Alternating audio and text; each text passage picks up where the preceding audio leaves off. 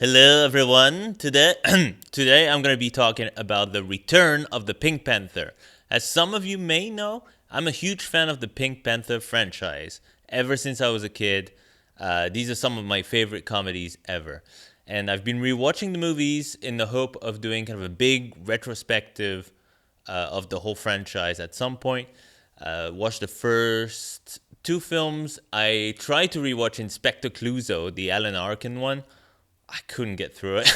I could. It's really bad movie. And I rewatched the Pink Panther Strikes Again, which is the fourth official movie, which is my personal favorite. So then I went backwards and rewatched The Return of the Pink Panther, which was a film that I used to like as a kid, and but I always felt a little underwhelmed by it, and I couldn't really put my finger on why. And I always mixed it up with Revenge of the Pink Panther, which Revenge of the Pink Panther, if you don't know, is kind of like the last official Clouseau film with Peter Sellers in the role, because the actor passed away, and then after that they kept making Pink Panther films just to make money, even though Peter Sellers was not even there.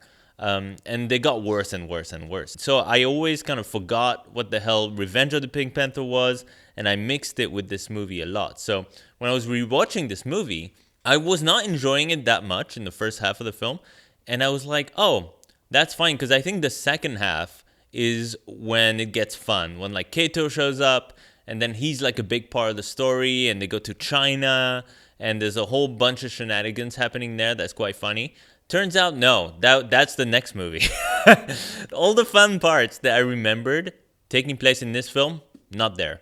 This movie is disappointing right away. It's called The Return of the Pink Panther, and what it's trying to promote is a return to the first film. It's trying to promote the return of the character that David Niven played in the first film, Sir Charles Lydon, who is the big kind of antagonist to Clouseau, in that he's actually very clever and sly, and he's a jewel thief.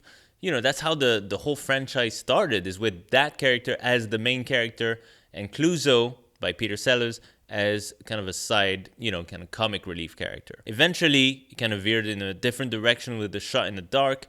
Clouseau became the main character, and Sir Charles not in the movies anymore. So this was an attempt to bring back that character. Unfortunately, David Niven is not even playing him. So it's like, right away you're like, what's the point then?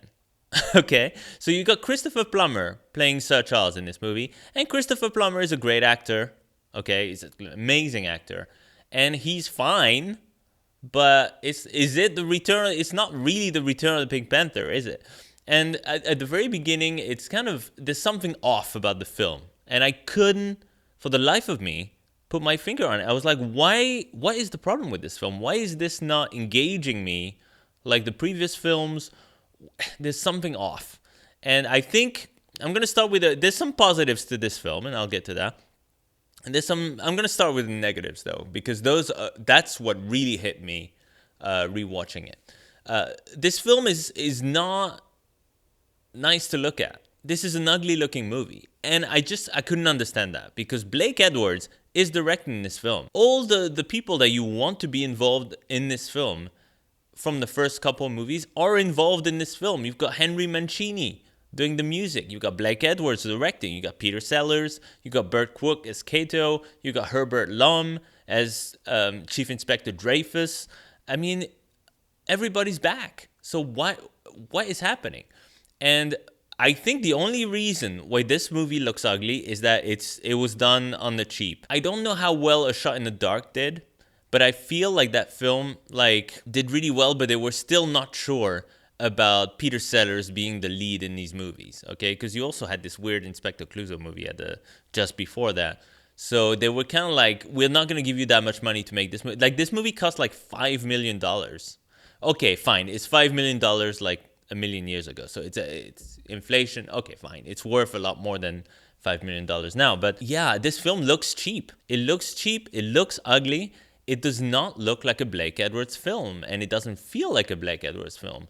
Something really off there. Even with the writing, I would say. But the most striking thing about this movie is how ugly it is, visually. And that's a real shame, because Blake Edwards usually makes his film look absolutely beautiful. Look at the first Pink Panther film. Say what you will about it. Yo, it's not that funny. Whatever. Look at it. It's so pretty. Even the shot in the dark. Even, I would say, something like Strikes Again. You know? Like, the man made freaking Breakfast at Tiffany's. One of the prettiest films, you'll ever watch. This film, just ugly right off the bat. They kind of, it's a little bit of a retread as well of stuff we've seen before. Like they bring back Dreyfus, which is cool, but they don't really do anything that interesting with him. He's just kind of constantly frustrated with Clouseau. Kind of more of the same that we got in A Shot in the Dark. Also, like the opening where they introduce you to the Pink Panther diamond is very similar to the very beginning of the first film, which is intentional, but it's like they kind of repeat this scene. It just looks uglier now. And it's like, all right. So that's one big problem, okay, just the visuals. Then you've got the writing. The comedic timing of the jokes in this film is off. And I don't know, I don't want to put the blame entirely on the writer, because I do think Blake Edwards kind of dropped the ball there as well, with how much time he gives to certain scenes.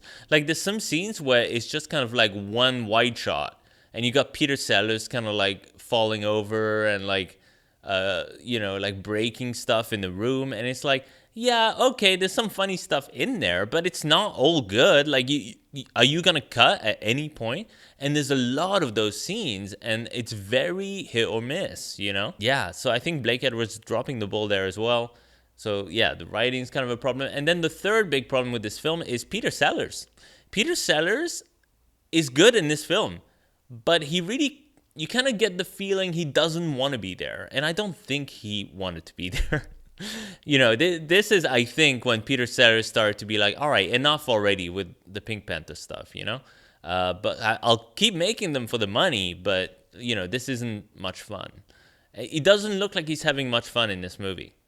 And you can, even though he's giving 110% and, he brings the laughs, there's laughs in this movie. I'm kind of easing us into the positives aspect of this movie. No, he delivers the goods. Absolutely. He's funny in this film. And Burt Kwok, who plays Kato, hilarious as well. Dreyfus, played by Herbert Lom, always fun. It's just like you get a weird vibe from Peter Sellers in this film, where he's just kind of like disinterested a little bit. And that doesn't help much, because in Strikes Again, I don't know if Peter Sellers was into it or not, but he at least, you get the sense that he thinks the script is fucking hilarious. And it was. I think Peter Sellers like really delivered in Strikes Again, because he knew that was a banger script. This one, I feel like he read the script and he went like, oh, this is gonna suck, but okay. So there's all that. There's some funny stuff in this film, like I said. Like, I really like whenever Kato is fighting Clouseau. It's very chaotic. It's very brutal, very loud. It's like shit breaking really loudly. That is the one joke that works really well in this film. It's just like sudden bursts of violence. It's got like a Tom and Jerry vibe to it. I like it a lot. There's also kind of weird like slow-mo moments and stuff. It's very cartoony. The first scene where you see Peter Sellers as Clouseau is perfect. It feels legit. It feels like something you'd see in A Shot in the Dark, where he's like talking to a beggar who's blind, and he's got a minky, and he's like breaking that guy's balls, and the guy completely confuses him. Meanwhile, there's like actual bank robbery happening right behind him, and then he actually like helps the thieves get in the escape, car.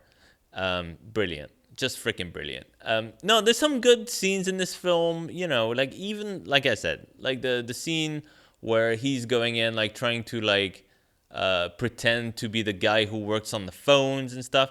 The guy who plays Hercule in A Shot in the Dark is back, but he's playing a different role, which I thought was a little odd. Again, he's good in this. Good character, well played. Does it need to be that guy, though? Like, I feel like I like Hercule as a character. I wish that actor had stuck with that character. It just seems weird. But, what it comes down to is this did not do what Blake Edwards hoped it was going to do. This does not feel like the return of the Pink Panther. It feels like, kind of a step down, from A Shot in the Dark. I feel like, I think they realized that because the next film is much better, much, much better. And David Niven not being able to be in a film due to, I believe, illness, I think that's what really killed this film. Because if David Niven had been attached to this film, there's a good chance they would have had a bigger budget to work with. Because I feel like they did this movie on the cheap. When they found out that David Niven couldn't be in it, investors were probably like, well, this is not going to feel the same, is it? And Blake Edwards was like, I just want to make the movie anyway. Let's just get on with it. So I feel like this movie is kind of rushed. There's other good stuff in it, like the music is good, really nice score, and the opening title sequence, animated, like the Pink Panther classic stuff, looks slick, classy. It works. It's funny. It's good. Yeah, just Christopher Plummer. Christopher Plummer does not work very well as Sir Charles. The concept of the movie falls flat, unfortunately. Script is it's not underwritten. It's just comedic timing is off in the directing also, and it's just an ugly looking movie. If you're a big fan of the Pink Panther films, you'll find stuff to enjoy here. There's always some stuff, I get bored watching this movie, I'll be honest, but every so often there's like a moment or a scene that makes me laugh. There's something that cheers me up a little bit. But I feel like there's even funnier stuff in Revenge of the Pink Panther, which overall I feel like was a weak film. And even in the Pink Panther, the first film, I think, that film gets criticism for not being as funny as, some of the sequels. But it's a much better film than this. It looks much better. The jokes are timed perfectly, Like, the jokes are not like the funniest jokes you've ever seen in the first film, but they are timed to perfection. Okay, and it's classy, and it's just a really nice movie, the first film. This feels kind of like a rush job a little bit.